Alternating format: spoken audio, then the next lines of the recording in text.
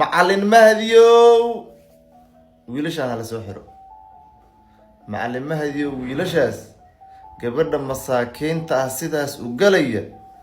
xabsiga hala keeno maxkamadna hala soo taago waxaan wada wacalada ah ee aan xalaasha ahayn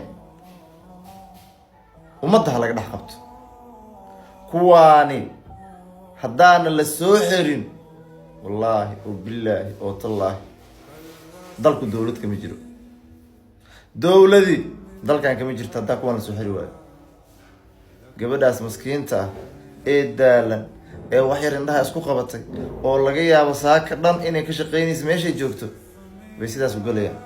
bal ilaahay baa idigu dhaarsheeday waxay sameynayaan bal ilaahay baa idigu dhaarshay fiiri dhaqan xumadaas tay kuwaana lagu leeyahay waa muslim waa islaam waa soomaali waxaan oo kala qaabka u dhaqmayaan fiiri midkooda oo aqli leh oo leh ma jiro miyaa waxa iska daaya waxa dhan waxa iga daran kan kaamirada haayo waxa duubayo kow asiga la soo xiro